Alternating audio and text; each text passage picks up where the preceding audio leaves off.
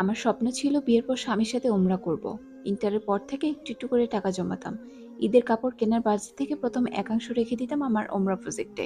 তারপর বাকিটুকু দিয়ে শপিং। ছোট চাচু যখন অনেকদিন পর দেশে এসেছিলেন, যাবার আগে আমাকে $100 একটি নোট দিয়ে যান।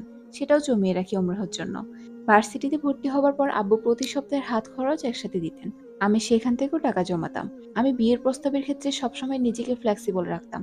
আমার বড় বোন বলতো, পড়ালেখা শেষ না করে বিয়ে করব না। পড়ালেখা শেষে তার যখন বিয়ে হয় তখন তার বয়স ছিল 28 বছর। শেষ দিকে রুমা আপু কি পরিমাণ হতাশায় ভুগছিল আমি তার সাক্ষী। আপু লুকিয়ে লুকিয়ে কাঁদতো। আপুর বিয়ের পর আমি আম্মুকে জানিয়ে দিই, আমার জন্য ভালো প্রস্তাব এলে কিন্তু আমাকে বিয়ে দিবা। আমার কথা শুনে আম্মু হাসতো। ভার্সিটিতে উঠে লেখাপড়া করতে গিয়ে আমি বেশ হতাশ হই। কি আশা নিয়ে ভর্তি হয়েছিলাম। ভেবেছিলাম ইসলামিক হিস্ট্রি ডিপার্টমেন্টে ভর্তি হয়েছি, অনেক কিছুই জানবো। সাতার মাথা।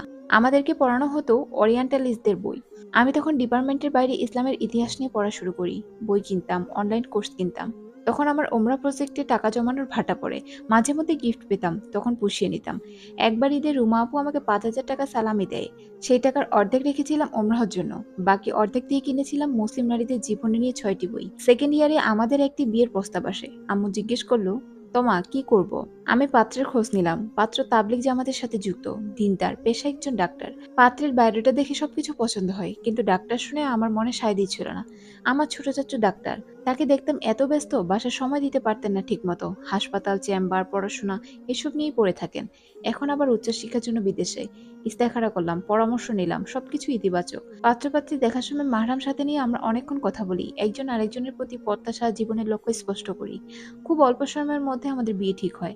আমাদের মহারানা ধার্যকরণ ছিল খুব ইন্টারেস্টিং। রুমা আপুর মহারণা ছিল 10 লক্ষ টাকা, সবকিছু পরিশোধ করা হয়নি।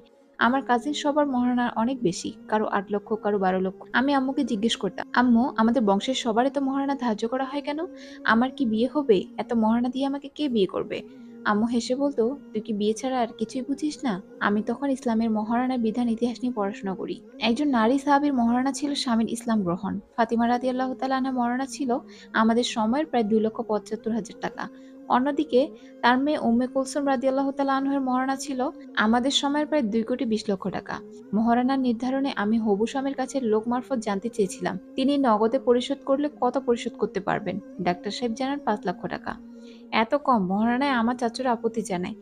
এই বংশের কোনো মেয়ের এত কম মহারণায় নাকি বিয়ে হয়নি, কিন্তু আমি রাজি ছিলাম। সামর্থ্যের বাইরে কাগজে কলমে কয়েক গুণ মহারণা লিখে লাভ নেই। ডাক্তার সাহেব বাসর রাতেই আমার হাতে চেক তুলে দেন। আমি তখন তাকে নিয়ে সেই রাতেই আমার জমানো টাকার ব্যাগ প্রথমবারের মতো গুনে দেখলাম 1,22,112 টাকা হয়েছে। জীবনে প্রথমবারের মতো এক রাতেই আমার হাতে তখন 6,22,112 টাকা। আমার বোন কাজিনদের মহারণার খাতায় কলমে আমার চেয়ে অনেক গুণ। আমার বিশ্বাস আমার মতো তারা এখনো একদিনে নিজে এত টাকার মালিক হয়নি। ডাক্তার সাহেবের হাত ধরে বললাম, আমার গত 4 বছরের স্বপ্ন, বিয়ের পর আমরা ওমরা যাব। আপনি আমার ইচ্ছে পূরণ করবেন? ডাক্তার মাহমুদ আমার কপালে চুমু দিয়ে বললেন, গত বছর বন্ধুদের সাথে আমার ওমরা করার কথা ছিল। একে তো ব্যস্ত ছিলাম, তার উপর আমার স্বপ্ন ছিল স্ত্রীকে নিয়ে প্রথমবার ওমরা করব। আমাদের দুজনেরই পাসপোর্ট করা ছিল। বিয়ের পরের মাসে আমাদের ওমরা ফ্লাইট। এয়ারপোর্টে মিনিবাস থেকে নেমে রায়নয়েতে হাঁটছি। এক হাতে ব্যাগ, আরেক হাত ডাক্তার সাহেবের হাতে বন্দি।